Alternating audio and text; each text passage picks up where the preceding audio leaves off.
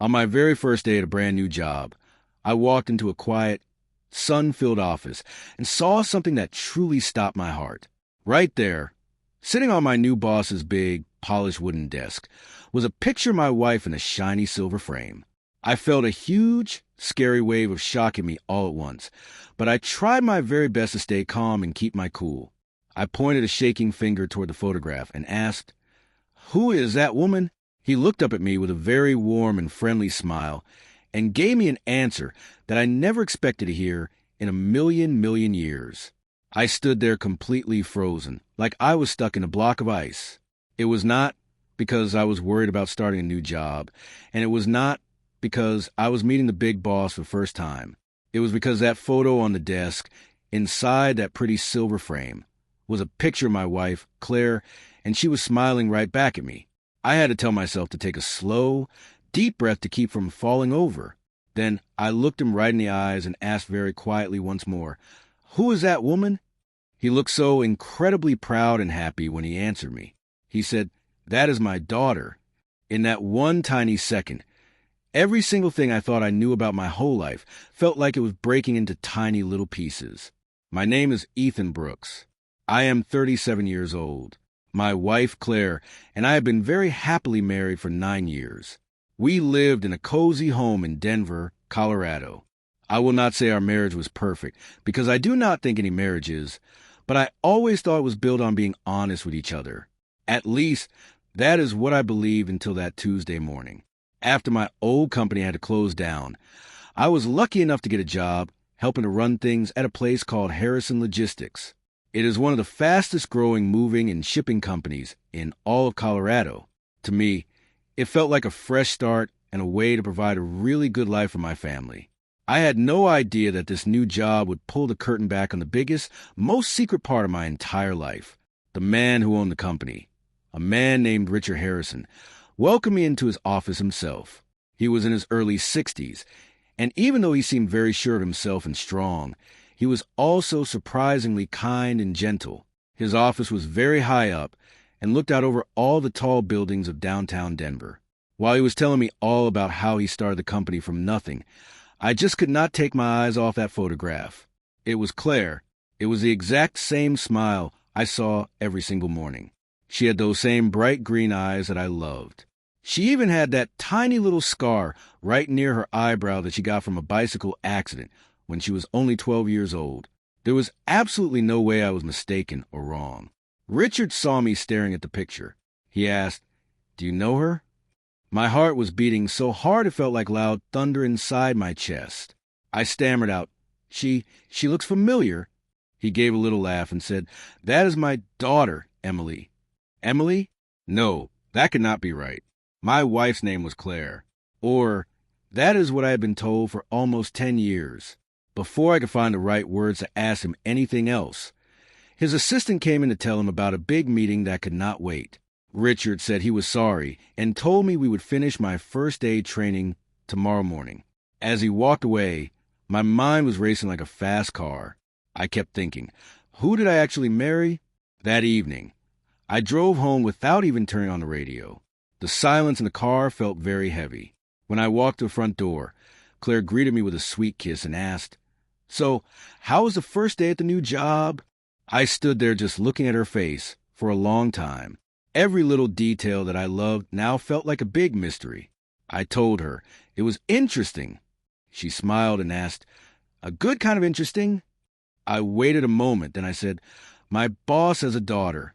She just nodded her head like it was nothing special at all. Then I said, "I saw her picture on his desk." For just a tiny second, Claire's smile vanished. It happened so fast that most people would have missed it, but I saw it. She asked, "What did she look like?" Her voice sounded a bit too careful, like she was walking on eggshells. I answered her very softly. "She looked a lot like you." Right then, the coffee mug she was holding slipped right out of her hand.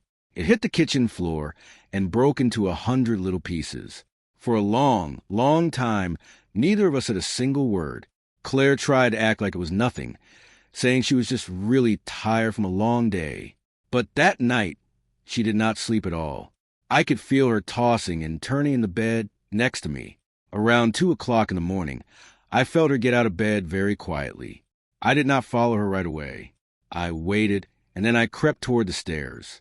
I could hear her whispering in the dark. She was not talking to herself. She was on the phone with someone. I heard her say, "I am scared." Then there was a long pause. Then she said, "He knows." Another pause followed before she whispered, "No, not yet." When I finally walked into the kitchen, she hung up the phone immediately.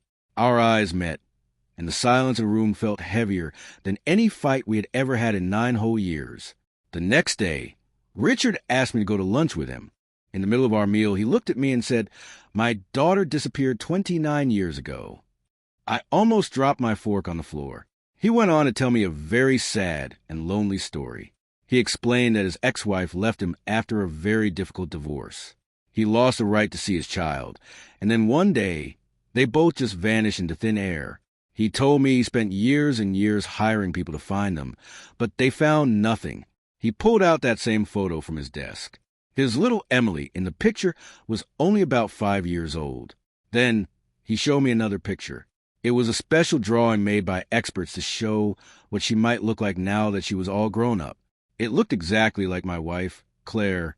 Richard sighed and said, "I have never stopped looking for her." My skin felt prickly with goosebumps. I wonder if my wife could really be his missing daughter, or if this was just a very weird coincidence. That evening, I decided I had to know the truth. I put both of the photos on our dining room table and waited for Claire to come home. She looked at them for a long time without moving. Finally, her eyes filled up with tears. "My name is not Claire," she said, her voice barely a whisper. "It is Emily." I felt like the whole room was spinning around. She sat me down and explained every single thing. She told me that her mother had spent her whole life making her believe that Richard was a bad man who did not want them. Her mother changed their names, moved them to many different states, and got rid of every legal paper that connected her to her father as a little girl. Emily believed every lie her mother told her. It was not until she was an adult that she went looking through old court papers and found out the truth. She realized that Richard had been searching for her the whole time. He had never stopped wanting her. I asked her why she did not try to find him once she knew. She started to sob. She told me she was ashamed. She felt terrible that she had spent 20 years thinking he did not love her, and she did not know how to look him in the eye after all that time. Everything finally made sense, but I had one more question. I asked her why she never told me. She looked away and said she was just afraid I would think of her differently if I knew her whole life was based on a lie. The very next day, Richard surprised us by inviting us both to dinner at his house.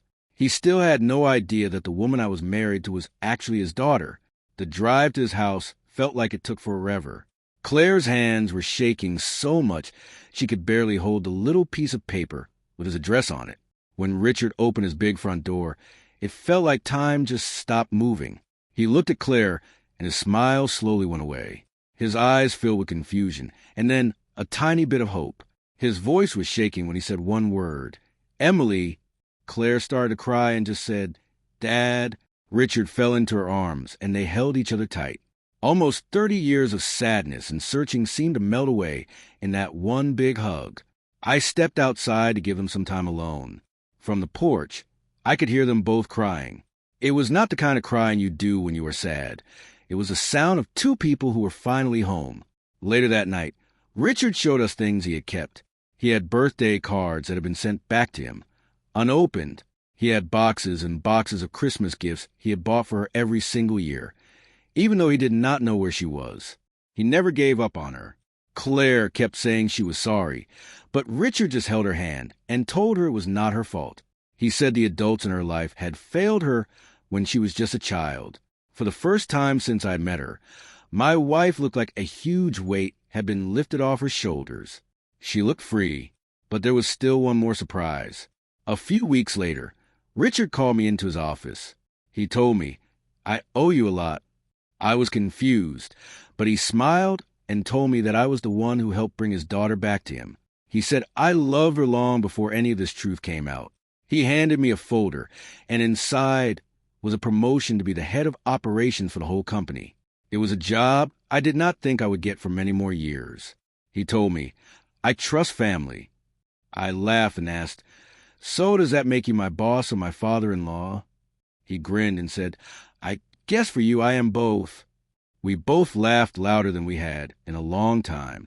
Now, 6 months have passed, and our lives are so very different. We have dinner together every Sunday as a family. Richard finally gets to know his grandkids and play with them. Emily finally has a father she can talk to without any fear. And every time I go into Richard's office, that silver frame is still there on his desk. But now it has a new photo inside. It shows Richard, Emily, our kids, and me all smiling together. Sometimes a big secret does not have to ruin a family. Sometimes it is the thing that brings a family back together. It all started because I asked one simple question: who is that woman? If you like this story, please share your thoughts with the people you care about. And remember that miracles can happen when you least expect them.